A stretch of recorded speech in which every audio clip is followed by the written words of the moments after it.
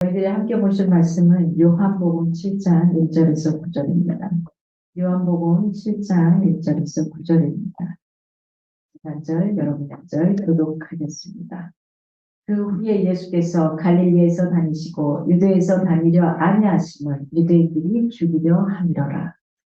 유대인의 명절인 초막절이 가까운지라. 그 형제들이 예수께 이르되 당신이 행하는 일을 제자들도 보게 여기를 떠나 유대로 가소서. 스스로 나타나기를 구하면서 붙여서 일하는 사람이 없나니 이 일을 행하려 하거든 자신을 세상에 나타내소서 하니. 이는 그 형제들까지도 예수를 믿지 아니함이로라. 예수께서 이르시되 내 때는 아직 이르지 아니하였거니 너희 때는 늘 준비되어 있느니라. 세상이 너를 미워하지 아니하되 나를 미워하나니 이는 내가 세상의 일들을 악하다고 증언합니다. 너희는 명절에 올라가라.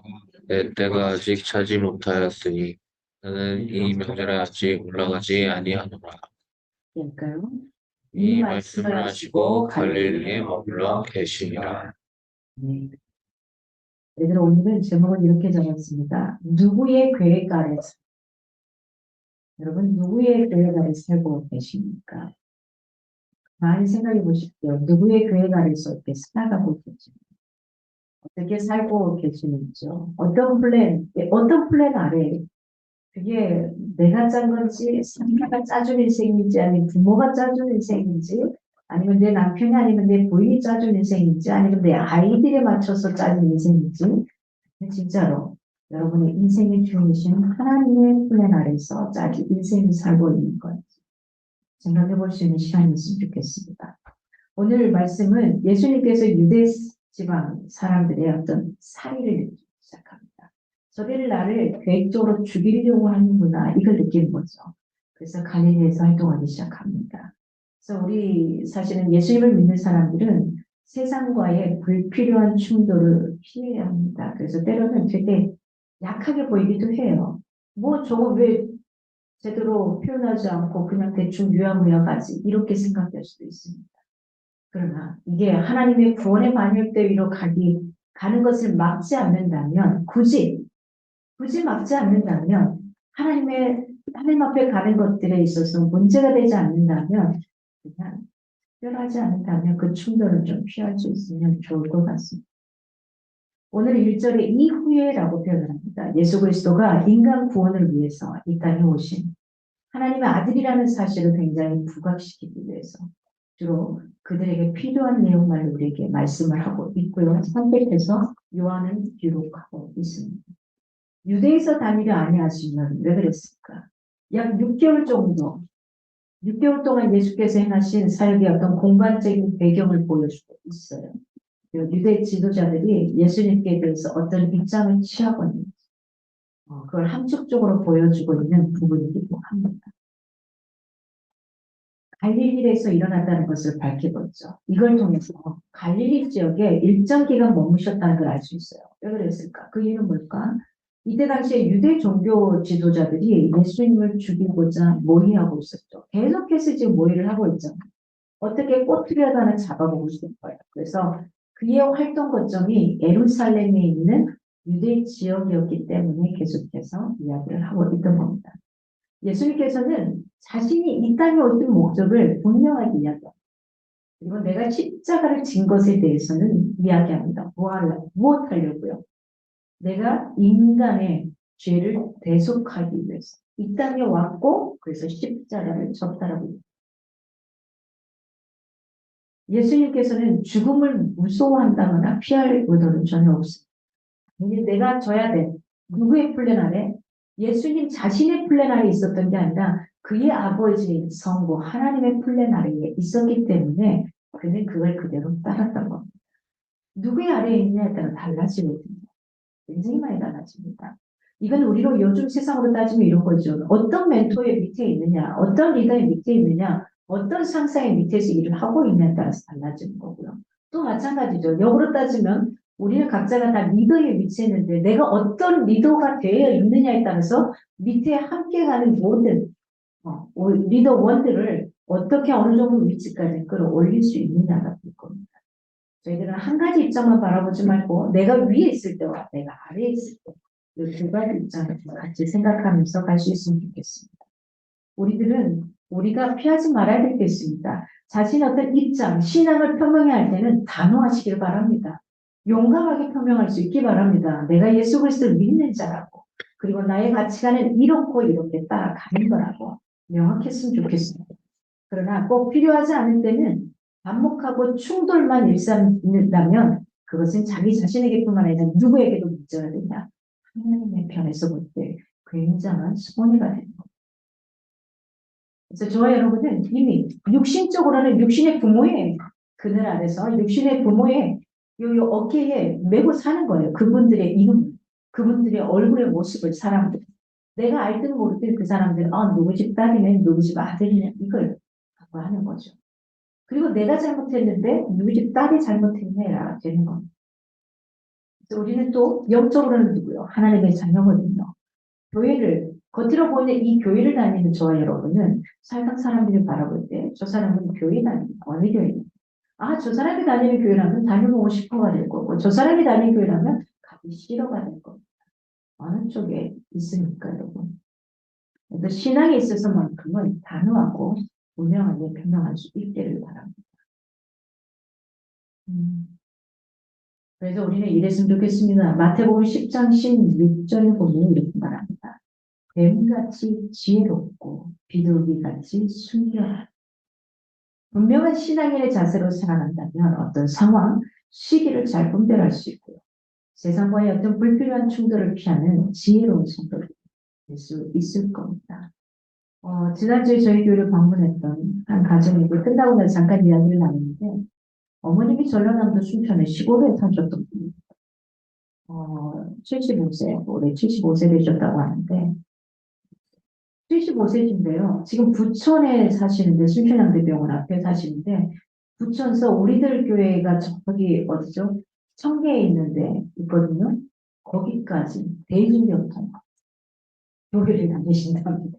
본인이 서치하셔가지고 놀랍지 않으세요? 저는 깜짝 아니 어머님 제가 그 어머님을 아는데 어머님이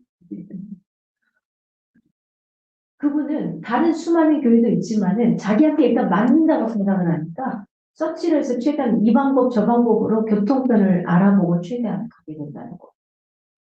그리고 그 목장의 모임들도 갖고 일주일에 그렇게 고민을 하신다고 그럽니다. 우리는 과연 그 정도 열심까지는 바라지도 않습니다. 내가 마땅히 해야 되고 만나야 되고 주님 앞에 가야 될 그 시간에 열심을 가져야 되지 않나 싶습니다. 그래서 2절에서 5절을 보니까 형제들이 정치적인 동기로 예수님을 유대로 가시기를 굉장히 요청해요. 특별한 재능들을 가지고 있고 뭔가를 막 내품었잖아요. 이적을 품고. 그러니 예수님의 이 형제들은 어땠습니까? 늘 봐왔거든. 제가 누군지 알고 찌질인지도 알고 성격이 어떤지도 알아요. 다 아는데 다 아는데 제가 하는 걸 보니까 뭔가 좀 다르거든요. 그러니까 뭘로 이용하고 싶어요? 세상 사람들이 유대인의 왕이라고 계속해서 이야기하고 뭐 여러 가지로 하고 있으니까 자기들도 이 땅에서 예수가 제대로 한 자리를 차지하면 자기들도 올라갈 거 아닙니까? 급이. 그래서 계속해서 정치적으로 요구합니다. 그런데 이제를 보니까 초막절이 가까운지라라고 요한이 이야기를 해요. 유대인의 명절이라는 말을 써서 초막절을 강조적으로 언급을 하고 있어요. 이때 당시가 예수님의 활동하는 시기가 이때입니다. 이때는 태양력으로 보면은 태양력으로 9월, 10월을 ty시리월이라고 합니다. ty시리월 15일부터 한 주간에 걸쳐 지켜졌는데요. 한 해의 모든 그 추수를 끝내고 난 다음에 추수감사제로 드리는 추수감사제인 동시에 어떤 거냐면 광야에서 장막 생활할 때 있었죠. 계속해서 그것을 기념코자 한 것. 그래서 내가 너희에게 해냈던 그거 추우면 불기둥도 주고 더우면 구름기둥도 주고 만나도 주고 했던 그것을 기념하다 지내라 날입니다. 이게 초막절입니다. 그래서 이 초막절에 대한 특징을 이야기하죠. 출애굽 이후의 광야에서 나그네 생활을 기념하는 그래서 하나님께서는 성도들에게 따르는 일시적인 고난을 항상 그 일시적인 고난을 피할 수 있는 피난처를 주신 것에 대해서 상징적으로 기념할 수 있게 하신 겁니다. 우리가 마치 성찬 예식을 기념하는 것처럼 그렇습니다. 그래서 3절에 보니까 당신의 행하는 일을 제자들도 보게 이렇게 표현합니다. 예수에 대한 굉장히 호전적이고 냉담했던 갈릴리 사람들은 그가 행하는 일들을 보고 변화되는 모습을 목격한 형제들의 입장에서도 굉장히 많은 사람들이 예루살렘에 모이는 큰 명절인 초막절에 예루살렘에 올라가서 같은 일을 행한다면 예수님의 어떤 입지를 더 견고히 할 수 있지 않겠어요? 그래서 정치적인 지도자로 좀 힘있게 뭔가 뻗어나갈 수 있지 않겠냐. 근데 그리 안 가겠대요. 그래서 이렇게 말하는 거죠. 당신이 행한 일은 이건 뭐냐? 당신이 계속하고 있는 그 일들을 오늘날도 마찬가지죠. 당시 유대인들처럼 표적을 보고서야만 믿는 이들이 적지 않았습니다. 가시적인 증거보다는 여러분 말씀을 의지하는 삶이 요청되고 있습니다. 보여지는 건 그 보여주는 순간에 끝날 때가 참 많습니다. 어떠세요? 보여주고 나면 신기하네 좋네 그러고 얼마나 갈 것 같습니까? 그냥 놓치게 됩니다. 오늘 4절에 이 일을 행하려 하거든 자신을 나타내소서 형제들이 예수님께서 자신이 메시아라고 주장하시면서 갈릴리의 촌 사람들 사이에서 활동하시는 것이 굉장히 불만족스러웠어요. 야, 너 좀 잘나게 좀 해주면 안 돼? 너 더 좀 우리가 보자 이런 거 안 된다고. 그래서 하나님의 계획과 목적에 대해서는 형제들이었지만 굉장히 무지했습니다. 그래서 그들은 예수가 정치적인 메시아로 부각이 되기를 바랐던 겁니다. 동시에 그래야지만 부각이 돼야지만 자기들도 그 예수님 때문에 유명세를 같이 타지 않겠습니까? 그리고 힘 좀 뿌리겠죠. 사람들로 하여금 줄 서게 하겠죠. 야, 니네들 나한테 붙어. 그럼 뭔가 있을 수 있을 거야. 이렇게 생각할 겁니다. 그래서 자신들에게 그 유익의 일부가 돌아올 거라는 그게 어떤 욕심일까요? 인간적인 욕심.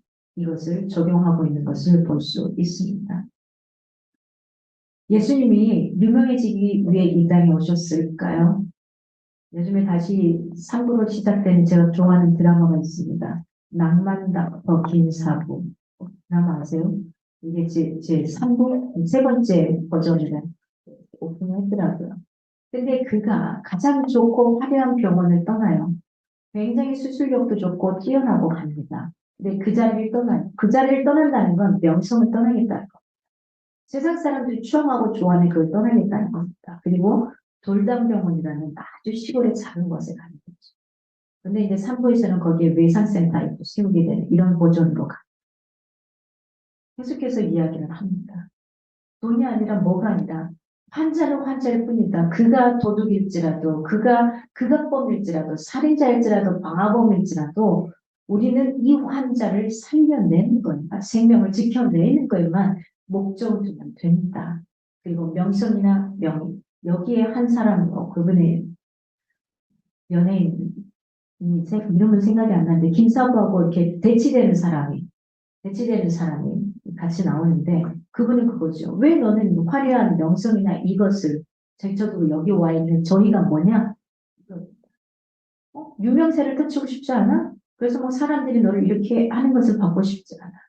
여기에 명쾌하게 대사들로 치는 것들을 보게 됩니다. 예수님 마찬가지입니다. 마치 낭만 닥터 김사부를 보면서 마치 김사부가 예수님 이 땅에 오신 그 목적을 보고 있지 않나. 그리고 때로는 마음에 들지 않은 여러 가지 그 의사들이 있겠습니다만 그들을 일단 지켜봐 줍니다. 지켜봐주고 그들에게 따끔한 말 한마디. 아닐 경우에는 말에 채찍을 두기도 하고요. 맞을 경우는 같이 얼마든지 격려해주고 실수하면 격려해주고 하는 이런 모습을 보면서 저는 그 김사부를 통해서 예수님의 모습을 좀 보게 되기도 합니다. 예수님은 세상에 자기 명성을 드러내기 위해서가 아니라 인간을 죄와 죽음으로부터 구원하기 위해서 오셨습니다. 십자가에 죽기 위해 이 땅에 오신 것이라는 겁니다. 앞뒤를 따져서 윤리, 도덕, 세상적인 윤리와 도덕을 따지는 게 아니라 앞뒤를 따져 묻지 않고 기독교의 윤리와 가치관으로 예수님은 이 땅에 오셨다는 사실. 하나님을 믿고 따라가면서 세상의 도덕 기준과 윤리 기준으로 앞뒤를 재지 마시기 바랍니다. 하나님의 기독교의 윤리관을 가지고서 앞뒤를 재며 살아갈 수 있기를 바랍니다. 불신 가족들에 대한 소망을 버리지 마시기 바랍니다. 오늘 예수님 마음은 어땠을까요? 끊임없이 하나님의 아들인 걸 의심하는 이 형제들을 보면서 어떠했겠냐는 거. 속이 터졌을 겁니다. 그의 엄마는 알았을 거거든요. 그리고 그 엄마는 계속해서 말했겠죠. 형제들한테 수시로 뭔가 말했겠죠. 그럼에도 불구하고 시기와 질투 그리고 하나님의 아들이라는 걸 의심할 수밖에 없었던 그 형제들 틈에 있었던 이 예수 그리스도 어떠했겠냐는 겁니다. 여러분이 본 만큼 예수님이 그렇게 화려하고 멋지게 살아오지 못했던 겁니다. 그가 보여준 가시적인 능력, 이에 대한 사람들의 환호성에 대한 관심, 이 세상을 죄악으로부터 구원하는 것 외에는 그 어떤 것에도 관심이 없었던 겁니다. 예수님은 정치적인 메시아의 길을 걷고 싶은 것은 더더욱 아니었습니다. 예수님의 동생들은 예수님께 끊임없이 인간적인 차원에서의 명성을 떨치기를 굉장히 바라셨습니다. 예수님의 심정이 어떠했을까요? 저 이번에 엄마를 만나고 오는데 저희 엄마가 기가 막힌 말을 합니다. 마지막 헤어지는 순간에 헤어지기 직전에 제가 둘이 엄마하고 잠깐 둘이 마주하는 시간이 있었어요.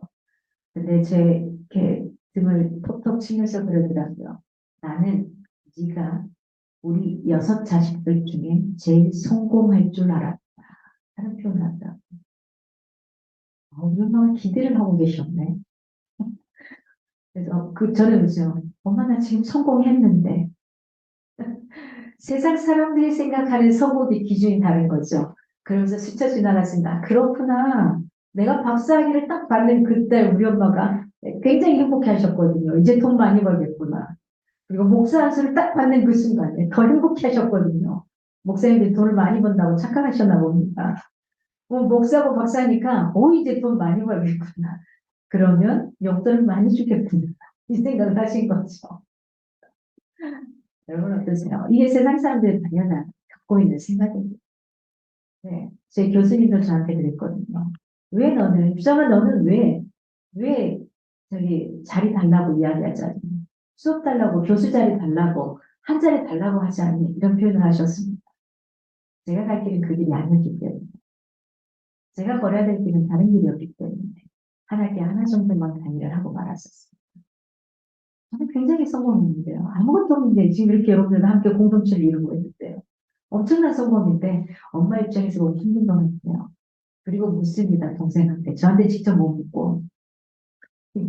거기 뭐라 그러더라. 손님들은 많이 있대야. 그래서 엄마 손님은 없는데 통도들이 있어. 예, 이게 안 믿는 사람들은 당연한 언어이겠죠. 그래서 제가 엄마에게 이런 말을 했습니다. 엄마가 기도하고 있는 알고 있어. 걱정하지 마라. 그랬더니 그만하시더라고요. 내가 기도하고 있는 건 알고 있어. 그럼 됐죠. 그럼 됐죠. 하나님이 하실 겁니다.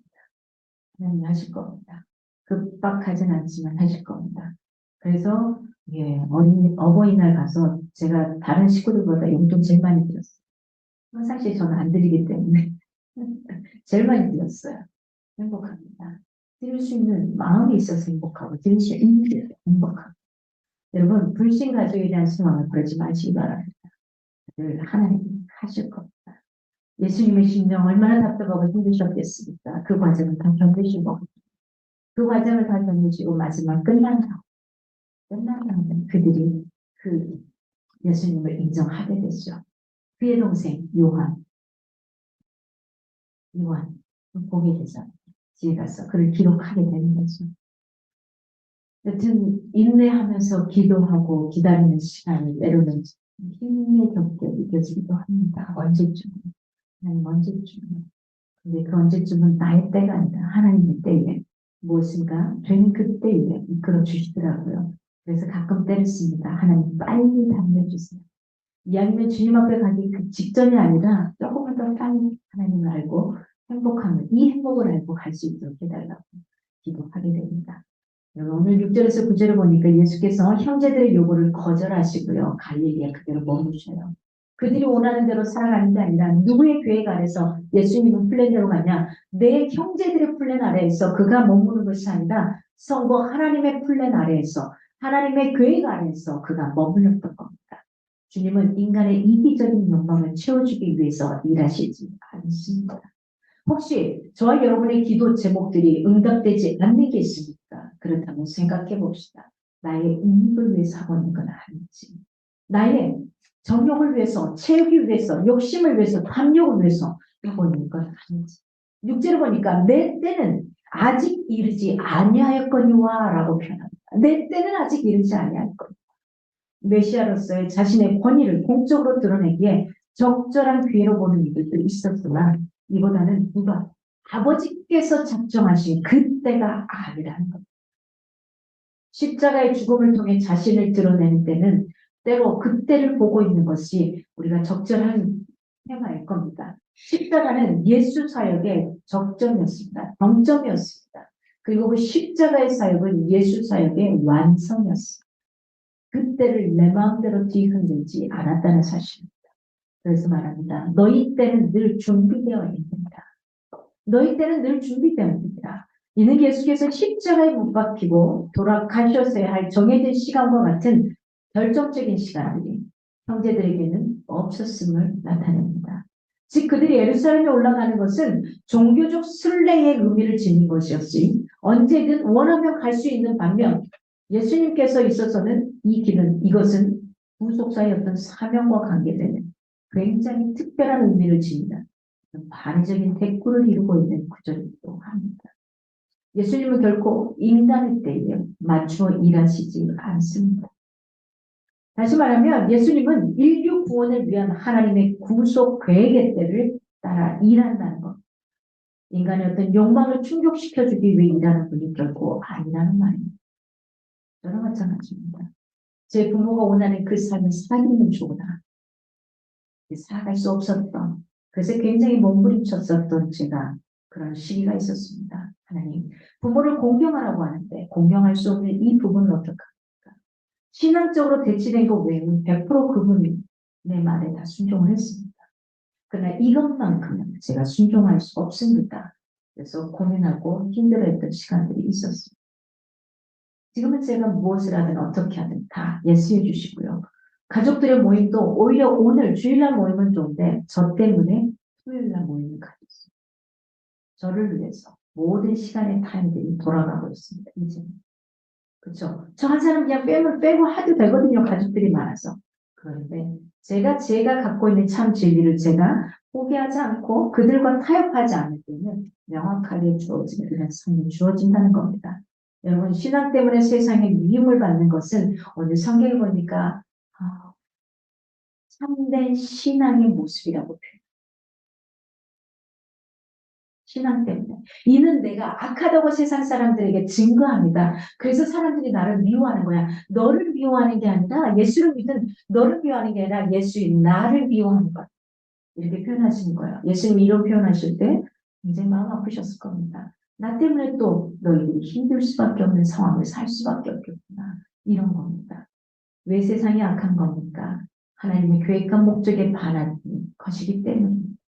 야고보서 4장 4절에 세상과 헛된 것이 하나님의 원수다라고 성도와 교회는 언제든지 세속적인 것들을 쫓지 말아야 하는 것은 물론 세상과 타협하고 시도해서도 안 됩니다. 우리는 세상에 속하지 않고 그리스도께 속한 자들이므로 그분이 행하신 것처럼 세상의 악을 지지하고 빛을 비추도록 힘써야 하는 게 우리가 해야 될 도리입니다.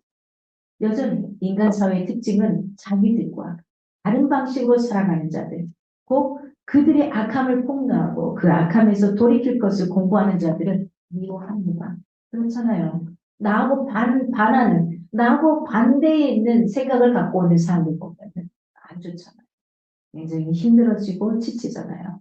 그래서 오히려 그것은 우리가 참된 신앙생활을 하고 있다는 증거일지도 모릅니다. 신앙에 있어서 누군가가 나를 시기하고 질투하고 미워한다는 것. 내가 올바로 가고 있는 게 아닌가 하는 겁니다. 오늘 8절에 나는 아직 올라가지 않는다. 올라가라 하지만 올라가지 않는다. 너희들이라는 인칭 대명사를 사용합니다. 세속적인 관심을 가지고 헌신과 타협하고 살아가는 어떤 형제들과 자신이 분명히 다르다는 걸 강조해서 보여주기 위해 너희들이라는 인칭 대명사를 사용하고 있습니다. 이는 예수께서 자신의 사명에 대한 분명한 자의식을 가지고 있음을 보여줍니다. 그래서 누구의 계획 아래요? 예수님이 자신의 플랜의 계획 아래에 있는 것이 아니라 나의 성부 아버지의 플랜의 계획 아래에서 분명히 그의 멘토로서 살아가고 있는 겁니다. 그를 리더로 치고 인생을 가고 있는 겁니다. 9절에 이 말씀을 하시고 예수께서는 계속 그곳에 머물지 않고 또 다른 곳으로 옮겨가는 것을 볼 수 있습니다. 우리는 때로는 너무 좋으면 그 자리에 머물러 있고 싶고 때가 되어 그 자리를 일어나야 된다면 가야죠. 저도 마찬가지입니다. 이 공동체를 제가 개척이라는 이름으로 했었지만은 제가 아닌 또 다른 누군가가 이 자리에 더 필요하다면 제가 이 자리를 일어나서 가야 되는 게 마땅한 겁니다. 그렇습니다, 여러분. 그래서 그 어떤 것도 나의 플랜, 내 계획이 아니라 하나님께서 계획하시는 그 플랜 아래서 저와 여러분의 인생을 살아갈 수 있기를 바랍니다. 주님은 인간들이 자신의 욕망과 이기적 욕심을 채우기 위해 요구하는 때가 아니라 주님 자신의 때, 곧 하나님의 때의 역사는 불일치라는 사실입니다. 저와 여러분은 주님이 우리의 욕망에 따라 일해 주시기를 구할 것이 아니기를 바랍니다. 오히려 세상적인 모든 욕망을 비우고 나를 통해 온전히 하나님의 뜻이 이루어지기를 간절히 바라는 참된 신앙인이 되기를 바랍니다. 여러분, 누구의 계획 아래 살고 계십니까? 누구의 계획 아래에서 살아가기를 원하십니까? 누구의 계획 아래에서 살아가고 싶습니까? 누구의 계획 아래 살아가는 삶이 됩니까? 예수님의 삶처럼 우리가 그렇게 그분의 계획 아래서 살아갈 수 있기를 바랍니다.